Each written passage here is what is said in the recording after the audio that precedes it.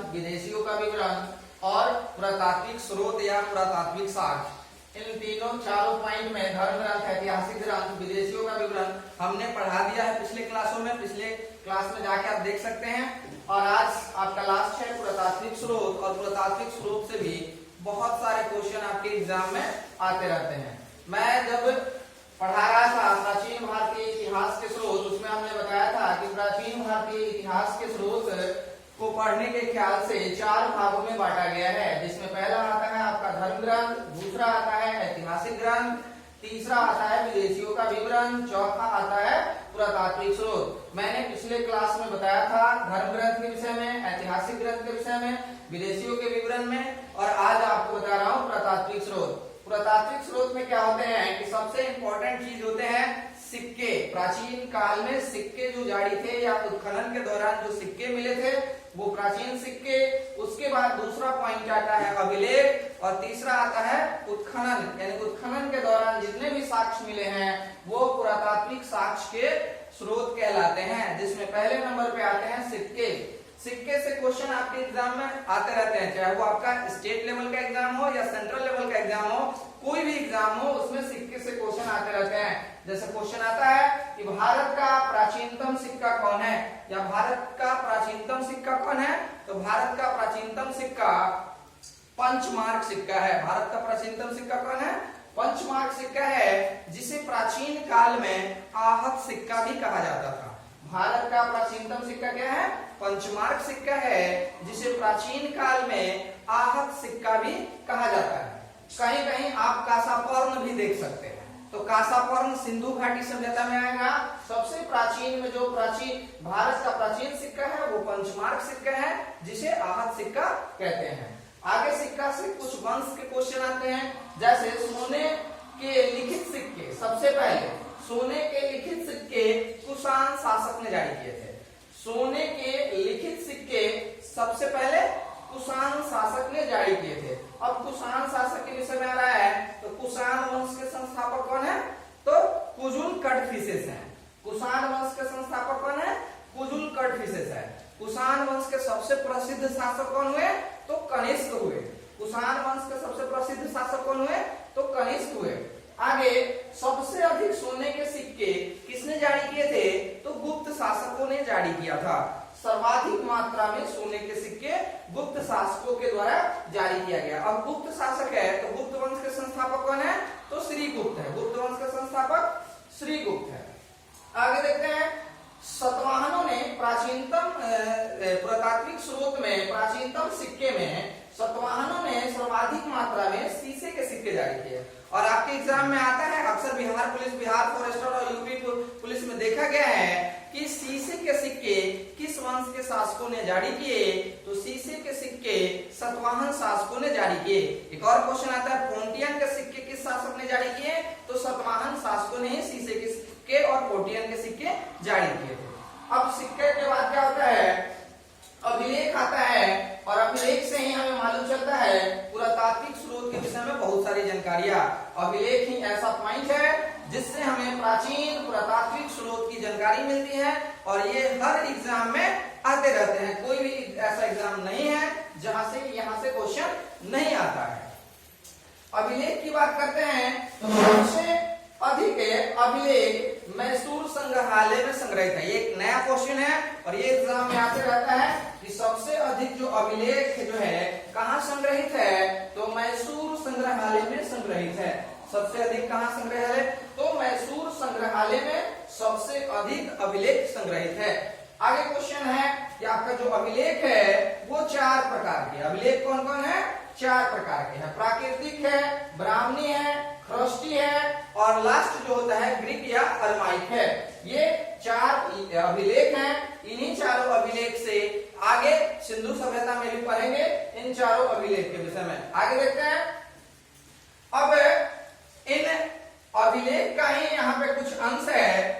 ये जो अभिलेख आप देख रहे हैं उसी का कुछ अंश है, जैसे प्रयाग प्रशस्ति लेख। प्रयाग प्रशस्ति लेख की रचना हरिसेन ने की थी। क्वेश्चन आता है कि प्रयाग प्रशस्ति लेख की रचना किसने की थी? तो हरिसेन ने की थी। प्रयाग प्रशस्ति लेख की रचना किसने की? हरिसेन ने की थी। हरिसेन समुद्र समुद्रगुप्त के दरबार में रहते थे। हरिश्चंद्र किसके दरबार में रहते थे? तो समुद्रगुप्त के दरबार में रहते थे। इसीलिए प्रयाग प्रशस्ति लेख का अभिलेख का संबंध जो है वो समुद्रगुप्त से है, और समुद्रगुप्त जो है वो गुप्त शासक है। हमने बताया पहले ही कि गुप्त वंश के संस्थापक कौन है? श्री गुप्त है। उसी में ये अगला क्रम है समुद्रगुप्त का। समुद्रगुप्त संगीत प्रेमी था, इसीलिए इसके शासन काल में सिक्कों पर बीना बजाते हुए दर्शाने वाले सिक्का चलाई जाती थी। ये कविराज की उपाधि धारण किया था, ये अश्वमेधकर्ता की उपाधि धारण किया था। बहुत सारा क्वेश्चन आपका आते रहता है समुद्रगुप्त से। आगे बढ़ते हैं। जूनागढ़ अभिलेख संभवतः यह भारत की प्रथम अभिलेख थी। जूनागढ़ अभिलेख संभवतः यह भारत की प्रथम अभिलेख थी। जूनागढ़ अभिलेख जो है क्या है? ये संभवतः भारत की प्रथम अभिलेख थी, जिसके संबंध है रुद्रदामन प्रथम से है। जूनागढ़ अभिलेख का संबंध किससे है? तो रुद्रदामन प्रथम से है। यह संभवतः भारत की प्रथम अभिलेख थी। ये क्वेश्चन आता है जिसका जूनागढ़ अभिलेख का संबंध किससे है? तो रुद्रदामन प्रथम से है। और ये रुद्रदामन प्रथम जो है यह एक शक शासक है। रुद्रदामन प्रथम क्या है? यह एक शक शासक है। अगला आता है आपका भीतरी स्तंभ लेख।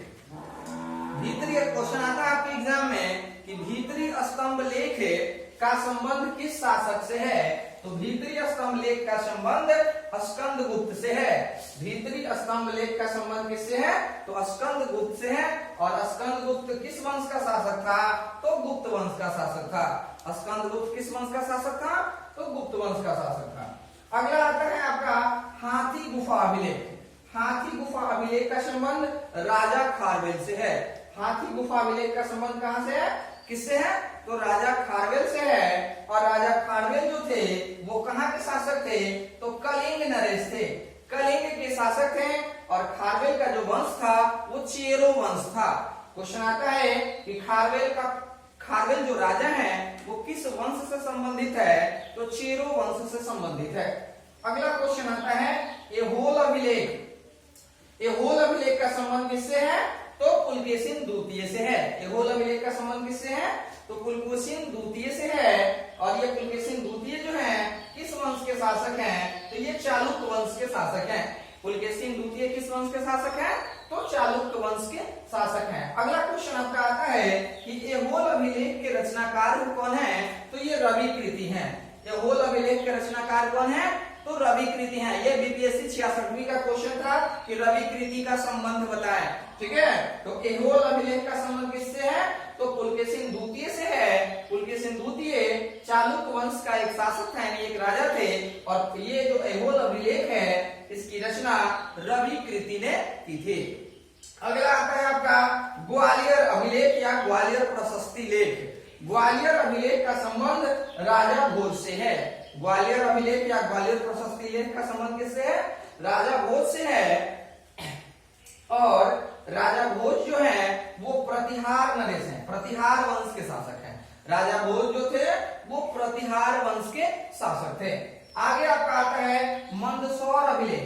मंदसौर अभिलेख, ये जितने भी क्वेश्चन है मोस्ट इंपोर्टेंट क्वेश्चन है, कोई भी एग्जाम इससे छूट नहीं सकता।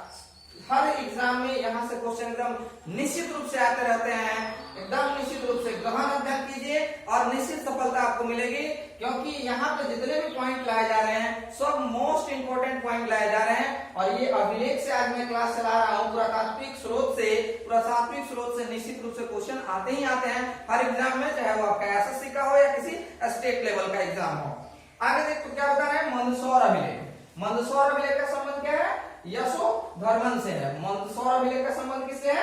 यशोधर्मन से है। और यशोधर्मन जो शासक है, क्वेश्चन आता है यशोधर्मन का संबंध बताइए। तो ये मालवा नरेश थे। यशोधर्मन का संबंध मालवा नरेश है। क्वेश्चन आता है कि यशोधर्मन का संबंध बताइए। तो ये मालवा नरेश थे, जिनका अभिलेख कौन सा है? मंदसौर अभिलेख है। जिनका अभिलेख कौन सा है? मंदसौर अभिलेख है। अगला है आपका नासिक अभिलेख। ये इंपॉर्टेंट क्वेश्चन है और ये एग्जाम में आते रहता है। नासिक अभिलेख का संबंध किस शासक से है? तो नासिक अभिलेख का संबंध गौतमी बलश्री से है। नासिक अभिलेख का संबंध किससे है? तो गौतमी बलश्री से है। और गौतमी बलश्री क्वेश्चन आएगा कि किस वंश से संबंधित है? गौतमी वंशी सातवाहन वंश से संबंधित है। क्वेश्चन क्या बना आपका कि नासिक अभिलेख का संबंध किस शासक से है, तो गौतमी वंशी से है। और गौतमी वंशी किस वंश के शासक हैं, तो गौतमी वंशी सातवाहन वंश के शासक हैं। इतने सारे क्वेश्चन है आपके एग्जाम में आते रहते हैं। आगे और भी एक दो पॉइंट है, जैसे मान लीजिए एरन अभिलेख। एरन अभिलेख का संबंध किससे है, तो भानुगुप्त से है। एरन अभिलेख का संबंध भानुगुप्त से है। ये भानुगुप्त गुप्त शासक थे। ये भानुगुप्त किस वंश के शासक थे, गुप्त वंश के शासक थे। एरन अभिलेख में ही 510 ईस्वी में सबसे पहले सती प्रथा का उल्लेख हुआ है। क्वेश्चन आता है कि सबसे पहले सती प्रथा का वर्णन किस अभिलेख में हुआ है, तो आपका आंसर होगा एरन अभिलेख में हुआ है। अगला क्वेश्चन आता है कि एरन अभिलेख का संबंध किस शासक से है, तो एरन अभिलेख का संबंध भानुगुप्त से है। अब भानुगुप्त किस वंश के शासक थे, तो भानुगुप्त गुप्त वंश के शासक थे। अगला आपका है मेहरौली लौह स्तंभ। मेहरौली लौह स्तंभ इंपॉर्टेंट क्वेश्चन है और बीपीएससी के ख्याल से बहुत इंपॉर्टेंट क्वेश्चन है। मेहरौली लौह स्तंभ जो है ये है चंद्रगुप्त द्वितीय से संबंधित बताया जाता है। मेहरौली लौह स्तंभ ये चंद्रगुप्त द्वितीय से संबंधित बताया जाता है, लेकिन आप जब इसकी डिटेल्स को देखेंगे तो मेहरौली लौह स्तंभ में राजा चंद्र का जिक्र होता है। राजा चंद्र का जिक्र होता है। मेहरौली लौह स्तंभ में क्या होता है, राजा चंद्र का जिक्र होता है, जिसका बाद में संबंध चंद्रगुप्त द्वितीय से बताया जाता है। ये मेहरौली लौह स्तंभ किससे संबंधित है, तो चंद्रगुप्त द्वितीय से संबंधित है।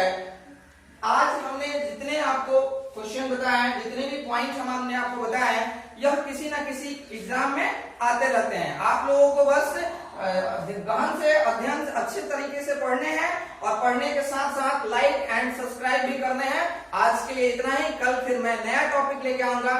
धन्यवाद।